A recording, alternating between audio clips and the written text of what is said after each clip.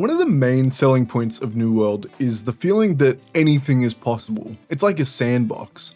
Games in this genre often market themselves as having infinite possibilities, but they rarely actually follow through. New World has this charm. It reminds me kind of RuneScape, where there's so many different things to sink your teeth and time into, and you can realistically create your own goals and make your own fun as you play. This can be a blessing and a curse. It can be a little bit daunting for new or returning players who haven't picked up New World since the original launch. So in this video, I'm not going to give you a list of the meta things you have to be doing in game. This isn't a shopping list for early or mid-game progression. Sometimes when you're watching these kinds of videos, it'll seem like it's an all or nothing, that you're being railroaded into a very specific type of progression with set requirements at each level. This isn't one of those videos. This video exists to set you on the right path and answer any questions you might have along the way. What I'm going to tell you, some of the dilemmas that you're going to be presented with in early and the start of mid-game, and some of the things to keep in mind when you're making those decisions. So let's get into it. Archetypes. At the start of the game, you're given the choice between one of 7 archetypes. These aren't classes. There aren't classes in New World. Archetypes are just a set of starter equipment and some early levels in crafting and gathering skills to help get you on your way. We're going to do a full video on these before the game launches, but the big sort of takeaway from the archetype system is that the weapon choices don't really matter too much besides the first hour or so of gameplay. The main offering of this system are the level 50 bonuses to 3 skills. And again, we're going to be going into depth on these just before Aeternum launches, so be sure to subscribe so you don't miss that one. One thing I will say, if you're new to the game, experiment with a whole bunch of weapons. There's very little cost, if any, to experimenting with different weapon combinations, different skill specs, and stat distributions. Realistically, it's also really nice to have some of the masteries complete for later down the track if you get a cool or unique weapon that you want to try out. Next up, factions. When to join, which to join.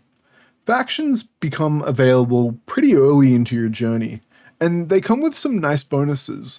Leveling gear, tools, crafting materials, etc. They all come from factions and are relatively easy to grab while you play.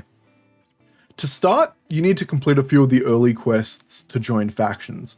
You'll eventually notice the icons in town, each prompting you to interact and join. You can complete the initial mission from each of these factions without being locked in, which is a nice little side quest XP bump. In terms of which faction to join, each faction has a different story to follow and different missions. They each come in a different flavor. So the Marauders, for example, are free company pirates who want freedom for all. The Covenant are more like a religious order that wants to spread its word and rid the world of heretics. And the Syndicate are sort of medieval alchemists who seek forbidden knowledge. Obviously, one of these will appeal to you more. You should also check out the armor they've got at max rank, because each faction has a different aesthetic and unique armor set. It won't matter too much which one you pick, except in one vital area. You should pick the same one as your friends if you're playing with them, because you can't join a clan or a company as it's called, but I'll talk about this in a second.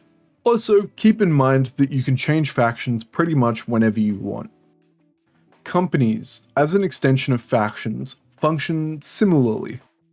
You need to be in the same faction as a company in order to join one, but they don't have major bonuses unless you're the company in control of a region. Companies can request to join wars, which are pretty fun, so if that's your thing, I 100% recommend starting a company early. Let's talk about main story progression. Should you be rushing through to the endgame or taking your time? Should you be completing an area like all the side quests before moving on? Questing is hands down the best source of XP. If you're looking to level up quickly, 100% questing is the play. Side quests have been moved around a little bit in Aeternum, so they're way more accessible for each region as you complete the main story in the area. While power leveling isn't necessary, it moves us on to our next question. Should you be max level before you start grinding trade jobs?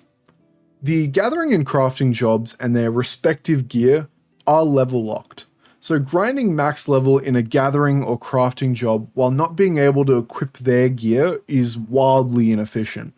The game is designed so that you level up your crafting and gathering in tandem with your character level, so you can craft gear as you need it. Realistically, however, this doesn't work very well. You definitely can do it, especially if you want sort of a more authentic experience, but it will be much, much slower than leveling your account first and then focusing on your trade jobs. A quick tip about leveling your trade jobs: the only sort of exception to this rule is writing. On the surface, writing may seem like a simple unlock and forget skill, but it's super simple to level up and it has some great benefits. Progressing the Mount questline and completing the time trials and races will give you a bulk of the XP required to max writing, but it's also very simple to level up writing passively, where you just feed your mount the highest level victuals available 3 times a day. Next up, armor and equip load: light, medium, or heavy. Don't forget that your equip load determines your role in combat. Realistically, it doesn't matter for a while. Light armor got a minor indirect buff through the removal of durability, meaning that death in a solo context is less punishing, but if you're ever unsure, I would recommend trying out medium or light armor and seeing what works best. Tanking and aggro management is a role best left for heavy armor players, and you'll sort of know if that's what you want to do. Finally, let's talk about housing. Where and when should you buy your first house? People will tell you to buy a house in a central location, usually Windswood or Everfall, to save money on fast travels around the map in the future. But later in the game you'll have enough Azoth to fast travel whenever and wherever you need. So realistically, pick a house wherever you want, pick your favorite. Later on when you get more gold, you can have up to 3 houses. Another question is, should you grind housing and furnishing early? You'll sort of unlock furniture crafting recipes passively as you grind and open chests. The trophy system is super important for the late game, and they're also a really strong moneymaker that persists really long into a server's lifespan. But furnishing is more of an endgame skill, requiring either high levels in other crafting skills or a lot of money for the crafting materials. But yeah, I think that's pretty much every big question in terms of the gameplay loop that you might have, especially for the early game. If I missed anything, please let me know in the comments below. I may be turning this into sort of a mini-series once Aeternum launches, covering all sorts of questions ranging across all levels of the game. But as always, if you made it to the end of the video, thank you so much for watching, and don't forget to like and subscribe.